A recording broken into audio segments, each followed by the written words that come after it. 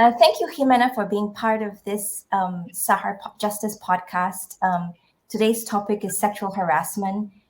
Over the last 2 decades, the term sexual harassment was legally started to be used to describe uninvited and unwanted acts of sexual nature. And, over the last 2 decades, nations around the world have started to pass sexual harassment laws. Um, but there are potential as well as challenges in the use of the law as a tool to prevent and remedy sexual harassment. Um, in Sahar's Justice podcast, we've created this as a space to exchange experiences, best practices, and lessons learned with experts, practitioners, academics from all around the world to make SGBV law and policy topics more accessible and engaging to a larger audience. And I'm really sure that this podcast will definitely inspire you. For those of you eager to know how to use the law in the court system as a way to prevent and remedy instances of sexual harassment, this episode is perfectly for you.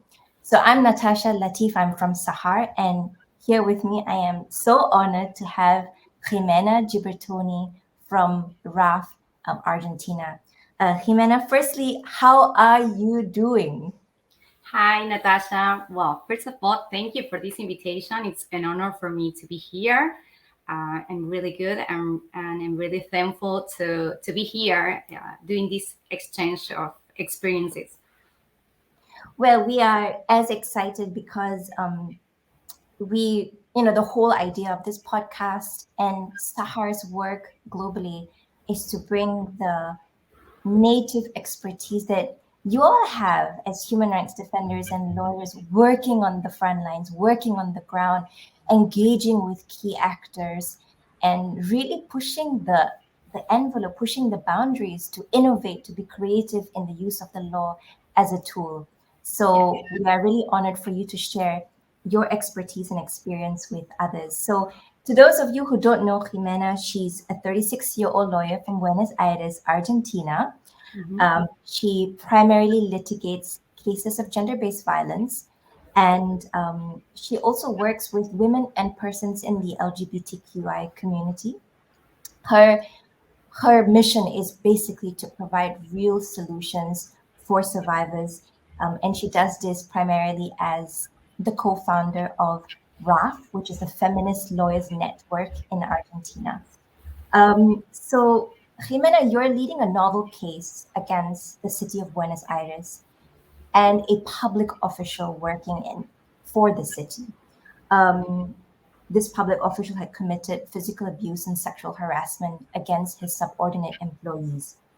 Those women were fired from their jobs. There were a lot of complications and challenges. And you then decided to take up this case to intervene. Firstly, what were you trying to do and seek with this case? What were you trying to achieve with this case? Good. Well, this case focuses on the action and the responsibility of the government of Buenos Aires. That is the richest district of our country in Argentina. That the responsibility and the actions and inactions of the government in terms of prevention, punishment, and eradication of gender violence in government workplace. I mean, we are seeking to create a precedent regarding full compensations for the victims and survivors of this sexual harassment in these environments. Thank you for that overview. In this case, as you said, this was for the compensation as a remedy for the survivors, but also for the prevention of such actions from happening again. And I'm going to get to this prevention part because oftentimes people say, well, we use the law, we get individual justice for the survivors in that case, but business in the municipality goes on as usual, right? So I'm going to get to that part.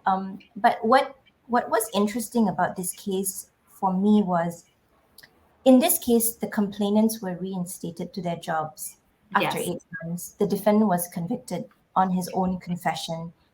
He has served or serving a sentence, prohibited from contacting the complainants. He's undergoing some sort of education on GBV, and he had to perform 20 hours of community service. So for an ordinary viewer, justice was done. What else are you trying to do now? Why are you still pursuing this case though a sentence has been meted out? Well, for answer that, Natasha, I need to explain you a little bit what happens in our country. Well, in Argentina, there is no free access to representation of advocates in gender-based violence. It doesn't exist. Those who has the possibility to access this kind of complaint, they have a high cost. They lost their jobs, their incomes, their life. I mean, they have to leave everything because it's a lot of effort uh, for the victims and survivors to go on in this kind of actions. I know that at the first sight you see, oh, the government did everything, but actually the government did everything after this happened. I mean, there are two important actions are inactions of the state. The first is that they created a hostile environment, and the sexual harassment and the gender violence occur at the sight of everyone. That's the first problem, is the inaction of the state who has committed to the prevention of the sexual harassment.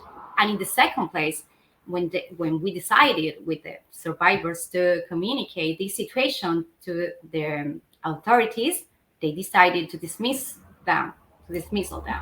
So that is the punishment. That is usually what happens in the private work. Imagine this situation in the public space with a senior public official. What we think is this is like a good example of what happens in our country, and we could do different things. We get a different result because we have a lot of things, and if this was in a typical case, but actually they put a protocol after this situation. I mean, they did all. I mean, they try to commit with our regulation in gender violence after this situation happens. And when we ask for public information, for example, it wasn't ready yet. For example, the protocol, we don't have complaints. Then they were trying to do something to not repeat that situation, but it's not enough. We think we need to show and we need to create safe spaces and to prevent exactly this kind of situations, but also to collaborate to good environments with no violence inside them. I like to say that we are talking about a country that we have a patriarchal matrix. Every 25 hours women die because of her condition.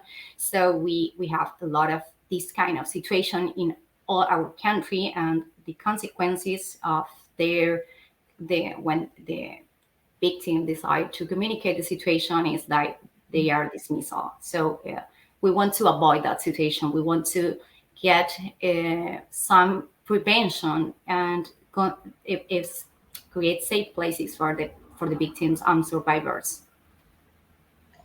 Jimena, I think what's coming out here is that the public official himself was not the main central target for your intervention. You were targeting or claiming rather against the city of Buenos Aires. And all of these things that you have pointed out, that on the road to justice, the survivor has to go through injustice, Yes. complaining, and that's kind of things that you are trying to rectify, which shows a more institutional and collective approach, saying that when an act of sexual harassment is perpetuated systematically all the time, it's not just the individual who's doing it that's responsible, but a larger institutional structure and culture that then needs to be rectified, because no individual exists on his own. So I really like that you are looking at it as a social and political problem requiring structural reform. So you see justice from a more broader perspective. For any lawyer or even human rights defender who's trying to understand if if they can take a case like this, what are the key elements that need to be in place for you to think, okay, that's a case I can take? What needs to fall in place to make a case possible to even start to initiate? Well, like I said before, this case is absolutely atypical. We have, for example, in powerful victims and survivors, but you have to draw a strategy, a good strategy. You have to have a good interview with your survivors and the victims. You have to listen, at active listening to them. Try to see what are the testimony you have to offer. What about psychologists? What about the law? What is the obligation they have violated? You have to draft a big film. I mean, and you have to see the players, and you have to see where you want to go and which is the tool to go up to that place. And sometimes when you don't have precedents of these kind of cases, you get frightened of getting in this kind of trial or complaints. But I think it's necessary because this is the only way to change our reality and start to talk about prevention, real communication about what is going on in our countries and in our cities, and the cultural problem we are living with sexual harassment or gender violence in our cities. Um, I think that every case is interesting and has their good points and bad points, or difficulties and advantages, and you have to study them really good. And then you have to see if their victims are prepared to go on with this proposal. How do you work with the victims to get them engaged in the bigger picture of a case? I mean, this is their lives, and they probably experience a lot of suffering and disadvantages from participating in a trial like this. What do you do personally with victims, and what do you put in place for victims to get them inspired by the bigger goal of their cases?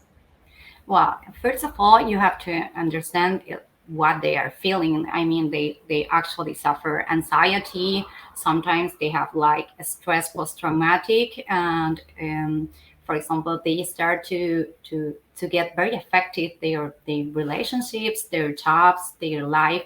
So you act like part you are a lawyer, and another part you are like a psychologist. It sounds strange, but it has to do with that too. And we get like we are, for example, in this case in particular, we are really like family in this project. I mean, we talk about everything. We study together the strategies. There we are all the same in the team, and we try to get to the result knowing the advantages and disadvantages.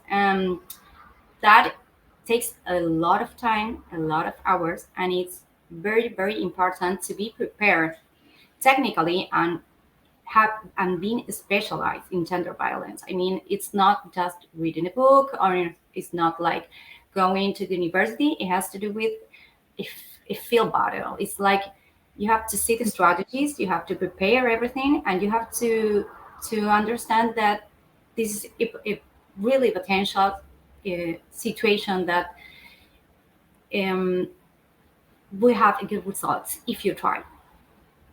Yes, yes.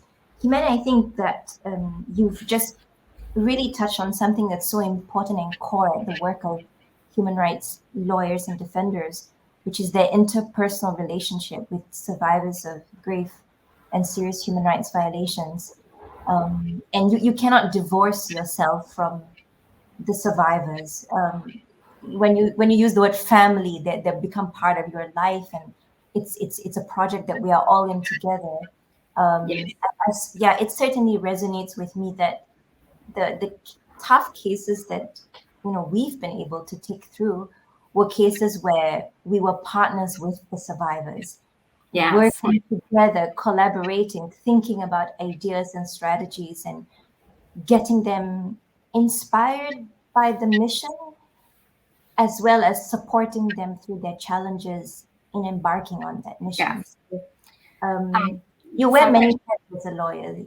Yeah. Yes, yes, and we have a lot of difficulties in these kind of procedures because sometimes these kind of violations occur in secret spaces. It's like and you don't have witnesses sometimes, and you only have the testimony of the victim. For example, here in Argentina, we say testigo único. It's like solo witness, and we that is when our work is very, very important because we have to our goal is to show that the testimony of the victim is reasonable and it's consistent. So if we have that, if we can show the trial or the judge that kind of testimony, everything is easier. Then we can prove that that damage occurred, that situation occurred, working with the tools we have that are absolutely different from other kinds of I don't know, for example, for a robbery or whatever. It's absolutely different to this kind of violence or this kind of fellowship.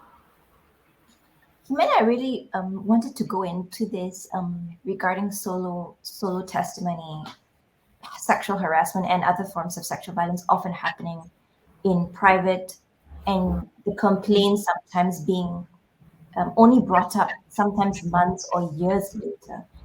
When you have a case where it's driven by a solo testimony, what what what's kind of your checklist of what makes a solo testimony reasonable, convincing, persuasive, um, Mhm. in the absence of other more substantial evidence? What would you say is the key things that you try to get out of a solo testimony? Well, that's the it's absolutely complicated, like we said before. But in our law, we understand that this solo testimony could be enough to show that this situation happens. Not only for the when you say you have to explain very clearly the modality, the circumstances of the situation. I mean, time, place, a line, it's like a temporal line of that situation, and then you have to be consistent, like I say, and reasonable. And then you have other things to collaborate to that. For example, you can ask psychology test during the process, and when you work with a good psychologist, for example, we usually try to offer a psychologist from our part that has experience in gender violence because they have a good side about the test they are going uh, to give to the victim. So you can, with the testimony and with, for example, the psychology test, you can show that she actually suffered that situation. She has like she has a damage, and you can show it. And the facts and the damage has a connection, and Yeah. that connection you can show it with the psychology test. You have a lot of things to get to the goal. I mean, to get to a conviction or to get to a reparation or a lot of other measures you can ask in, for example, the judge or a trial. I like that you've brought this up because in a lot of such cases, Mm-hmm. typically a judge who's not trained in GBV is looking for physical injuries. So they use Yes. their classes Yes. and where's Yes. the physical injuries? And Yes. the strange thing is many people don't realize that even in cases of rape, physical injuries are not always apparent and Exactly. injuries heal. So when you say a key part of solo testimony cases or cases where you don't have substantial evidence of harm, besides, as you say, narrating the factual circumstances very clearly for the court to understand, is to use the help and the expertise of a psychologist. And Yes. I like that you say you work with the psychologist to demonstrate harm. I wanted to understand.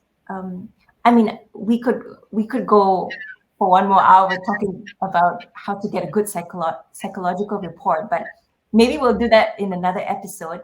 But if you Yeah. could briefly tell me what are the key elements of a good psychologist report, what would you say makes a strong report for a case like yours?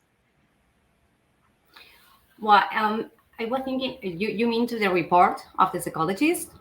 Yeah. Well, um, I'm trying to think. I mean, they have a good, they relate the facts that happens and they have like some test to show that you are saying, like, I don't know how to say, like, to say the truth, or that you're real, what you have to say, it's fine and it's reasonable. Well, they put all the things there too. And we have in Argentina, for example, we have something that has to do with the investigation regarding duty of reinforced due diligence. In these cases, in this kind of investigation, we have evidentiary standards Mhm. different from other kinds. I mean, they have to see this kind of exam, the testimony of the victims and the circumstances around the situation. Sometimes, for example, you have a stress disorder Mhm. as a consequence of that situation, or sometimes, for example, you suffer anxiety, or you have, for example, the psychologists call indicators of sexual harassment or indicators of sexual abuse that affects the victims and have a connection to the situation. For example, sexual harassment or abuse or violence. Um, it's very important that this interview that usually the victim has with the psychologist offered by the judge would be also signed by our psychologist, because our psychologist is going to check no questions re-victimizing. I mean, it's going to check that in that process you won't hurt again the victim, Yes. and you don't use stereotypes or uh, prejudice about the behavior of the victim or whatever else. And that's the job we seek to do, so we can have a good informed or to present in the judgment or in the trial. Thank you, Jimena. In your case, the judge had selected a psychologist, and Yes, you then brought in your own psychologist to ensure that the appraisal would be not traumatizing and ex- objective. And exactly.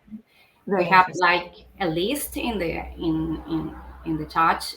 They select one of them. You don't know who is going to be, but actually they are not specialized in gender violence. So Mhm. it's very important don't to lose that opportunity to offer a psychologist like a part, and then our psychologist is going to check the job that the other psychologist is preparing, so we can make like it's like a prevention and checklist of what is going to write to the judge. Yes, yes. And on that point, you say the psychologist is an important partner, and when you bring a case, you bring people together to make this case possible. Yes. The psychologist is one of them. The Yes. survivors is Yes. also part of it. What other partnerships did you set up, and what were the purpose of those partnerships to enable the case to be initiated and to make sure the case moves forward? Well, um, two parts. To the case, it's very important the testimonies too. No matter if you don't have a testimony of the moment, or the person couldn't see the situation, we have other kind of witnesses. The witnesses that have have know the suffering of the victim, has know their, for example, their situation after that happens. They also work and very well. We have very good cases in where that kind of testimony shows all the circumstances. For example, she was a perfect student and she has a 10 in every subject, and then uh, she told her teacher she was having a bad time, that she, for example, suffered sexual harassment, and then you see that her performance, it's academic, it's very bad. Oof, she used to have 8, now you have 4, and she abandoned some issues, and well, that kind of testimony and that kind of evidence is good too. For example, if you have this psychiatrist license, if you can go to work, all that yeah, all that helps to prove the situation. But then you have the other part. To do this job, you need a good partnership. I mean, good advocates, people who really love the work, because it's really, really like you have to put your body there and you have to try to give the best and to find a strategy. I mean, a lot of things you can talk with the survivors or victims, but then you have to think a strategy, thinking in the law, and that's, for example, it's a good moment to talk to Natasha, or you can make like a consultation to another person.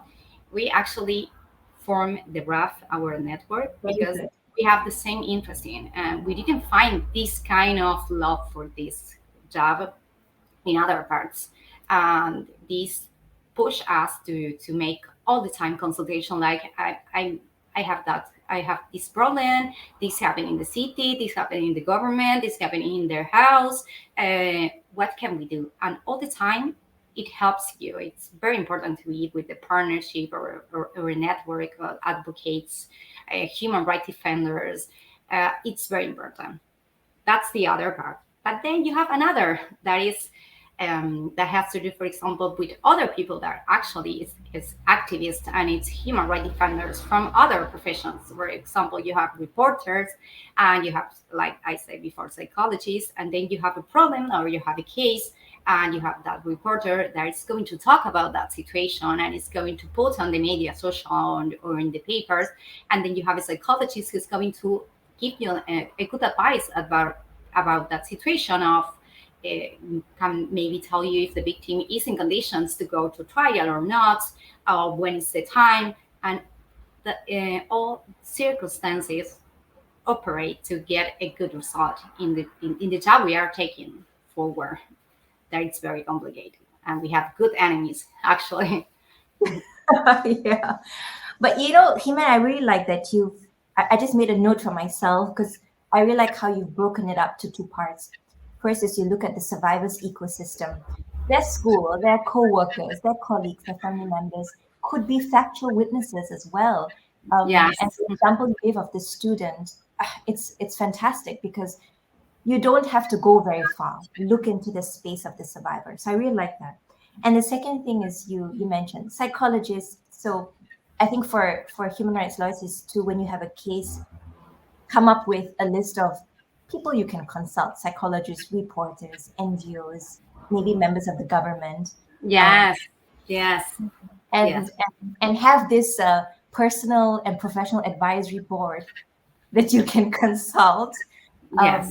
um, and It's work with in those cases. Yeah. So I yes, really like this strength through alliance and partnership that you pointed out. yes, Very, very good. I want to come to actually how do you interact with the state? But before that, I've seen in your work and in your submissions that in this case, the state's response was they have a protocol of action. Laws have been, I mean, I was reading some of the yes, laws of Argentina, and it's not bad. There was a joint resolution that was established for that protocol of action, and they mentioned confidentiality measures. There's a complaints mechanism. Again, officers to advise women, national campaigns, training awareness. So the state has, number one, punish the perpetrator, and number two, say all the structures are in place to prevent these acts. What was your response? So when the state comes up with that response, so I've seen that response by states many times. It's the standard. It's the Yes, yes. standard paragraph. How do you interrogate a response like that, and how do you respond to it in your submissions? Wow. Uh, the point is that I know that sounds beautiful what they say. We have this and we have this and we did that. Well, nothing of that worked in that moment. I mean, how it's possible that in front of everyone, the most important public service official harassed all the girls in the work, and not only do that, they also dismissed them. We did a lot of stuff with the social organizations, with the social medias, with the human rights defenders to reinstate the girls in their place. By they being 8 months without job, suffering anxiety, they couldn't work. They gave their that 8 months to to this case. They've been all the days writing, giving notes, trying to be reinstated. It's a big cost. I mean, I I know that sounds perfect when they say we did everything, but actually the protocol was made after this situation, because they couldn't face this situation. They really couldn't prevent the situations. And when they took when they received the communication about what's going on in the workplace, they have no better idea that dismiss them. I mean, they try to silence them, but in this case, we have a strong community, and we could actually get to this place. But it's a typically before these girls, 4 girls were dismissed on, and they were suffering in the house, and they couldn't do this. And actually, everybody knows, and that's why this case was so big, and everybody was talking about this, that these kind of contraventions, sexual harassments, are recently new. Before 5 years, it doesn't exist. So it's one of the first cases that we actually see that this is bad. This shouldn't be happening, and we are all used to see and naturalize this kind of situations. So I know that they say they try, they did what they can, but actually none of that was okay. A good response from the state would be to listen to victims, to help the victims, to give a good procedure, to initiate an investigation about the public official, but nothing of that happens. And now we are trying to seek not only a comprehensive reparation because of all the damages they suffer.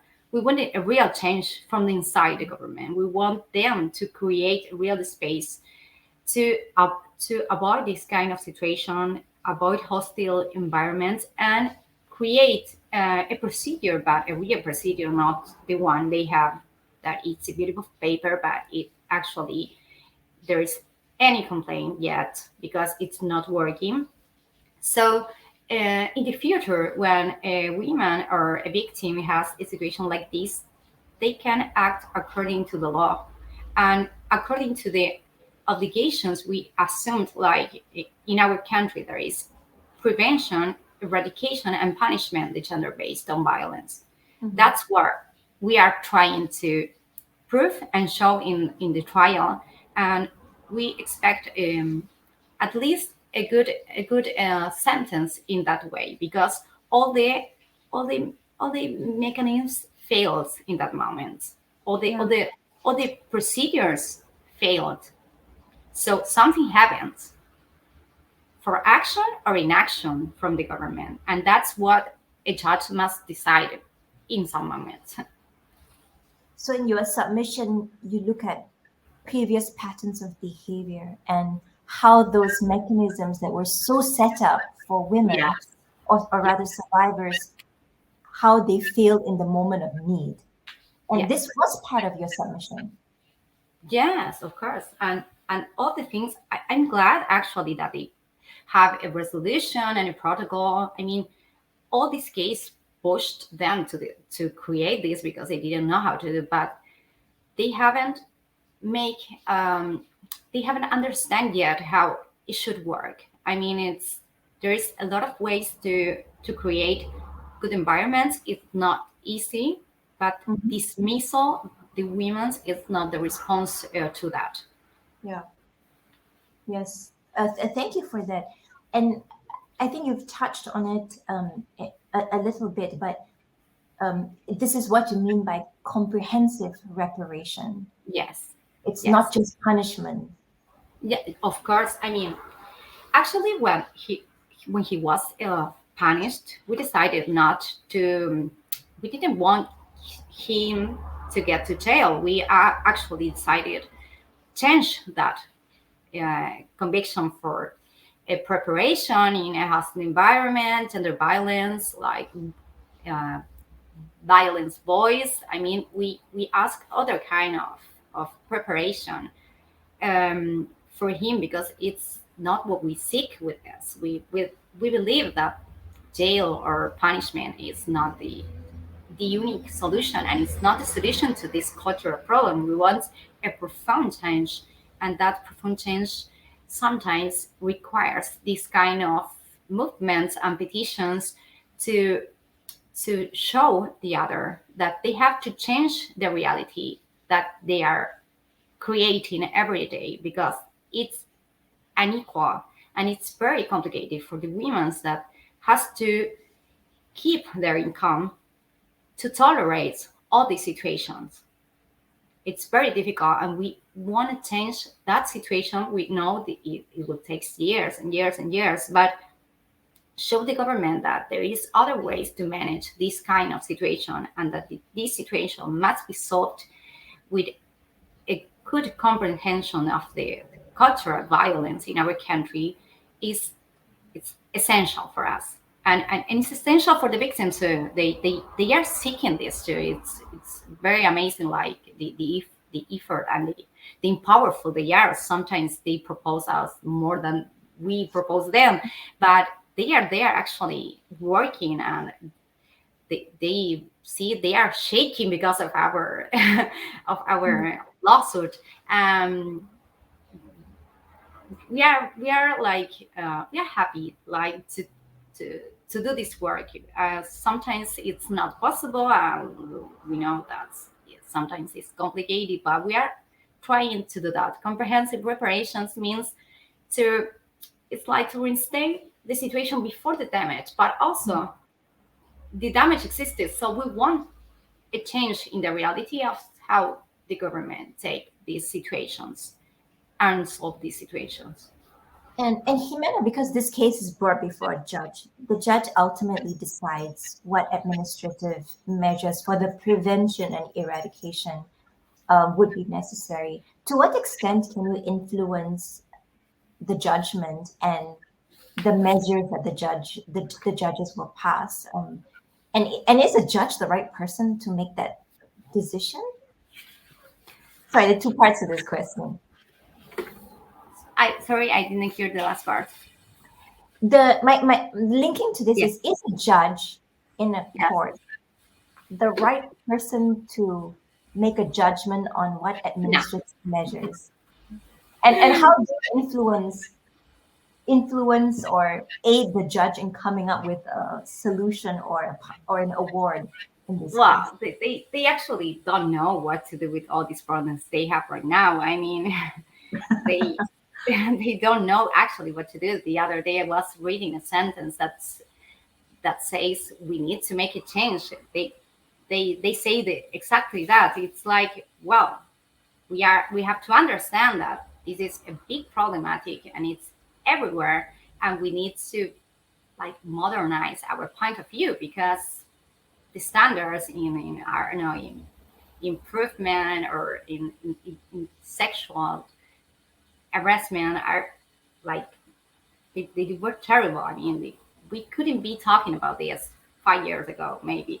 But our difficult situation is that the judgment, the trial, all of them belongs to a patriarchal society. So they cite in these cases, it's very dangerous for us sometimes, but we push them. I mean, we have to push them, and we have to be in that places to give this battle because we have the tools. I mean, we have been a lot of times in the street doing conferences, calling all the actors and public socials to explain what is the situation, what we need, what we are seeking for this.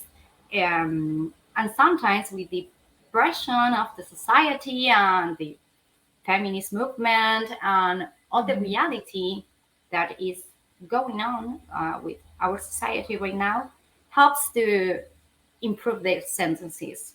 Sometimes they don't do, and we go for the next stages, like the charge, the trial, the court. Well, we are going to do all that steps because it is necessary. And I suppose, and I guess maybe it happens the same to you, that much of the situations that we have right now is because somebody before made these steps. No, and here a lot of times no, but the next is could be, then you have a change in the precedent, and also it impacts in the legislation in our country. Yeah.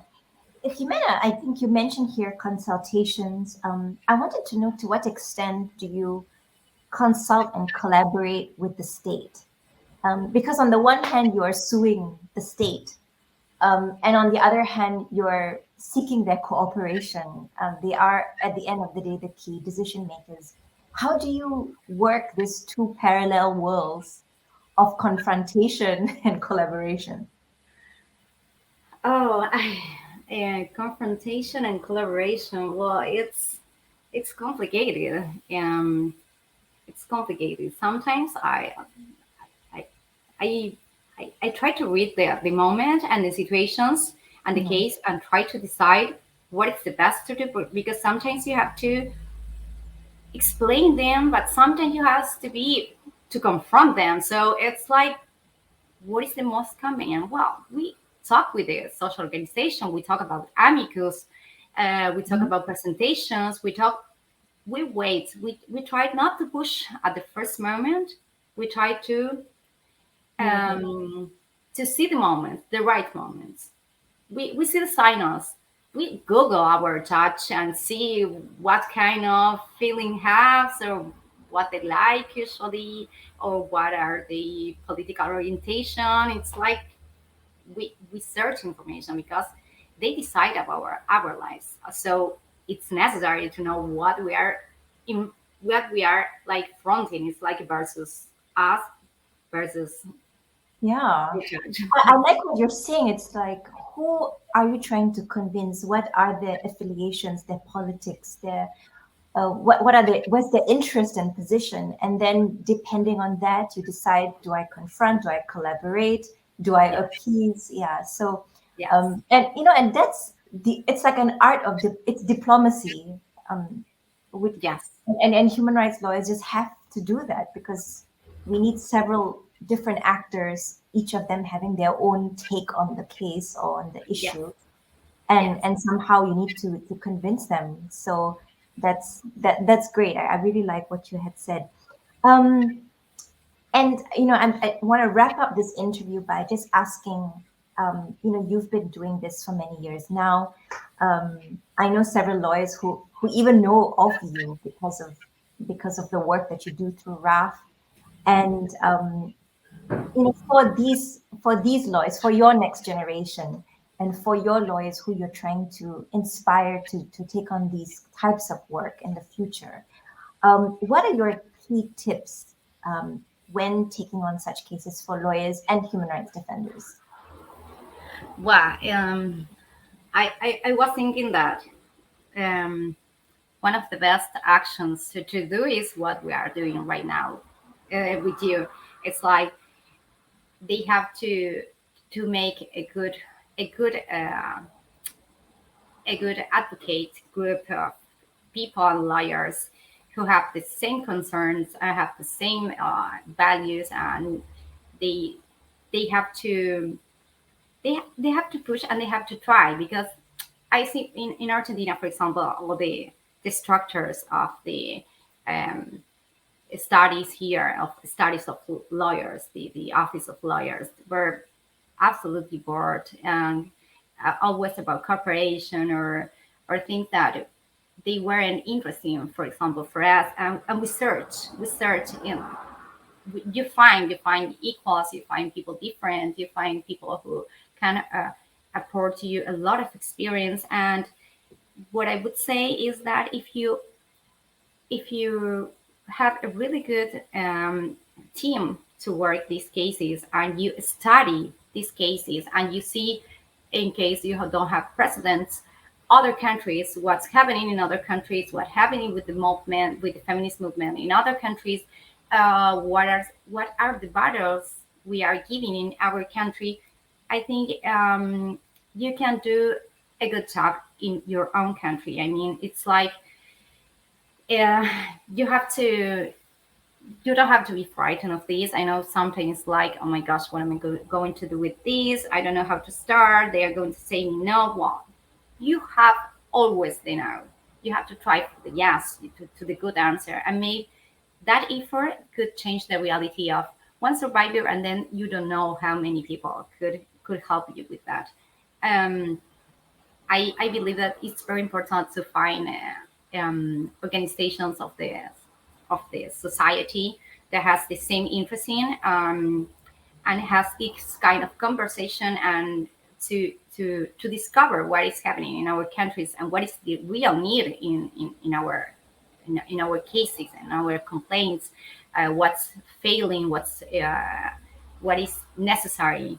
I don't know, maybe I say a lot of things, but I think that is like the the point. The main point, yeah. And Jimena, the last question I have, particularly about you, what's next for you? What are you doing now that is exciting and challenging that you would like the audience to know? Oh my gosh. I was actually I feel a little like sad when a project is finishing, because I feel like, oh my gosh, I'm empty and I need to think about another project actually. Um, I don't know. This is the first time in a lot of time that I'm trying to see what is the next step. I'm working a lot with the LGBT community. We are going to some point to work with more vulnerable people, these transgender people, and we are trying to make something interesting for that community. But I'm not really sure what is the next step. But I am sure that I will tell you when I know. Great, great. Well, thank you, Jimena, for this interview. It's really a pleasure to have you come and speak and share about tips and strategies of taking on cases against the state.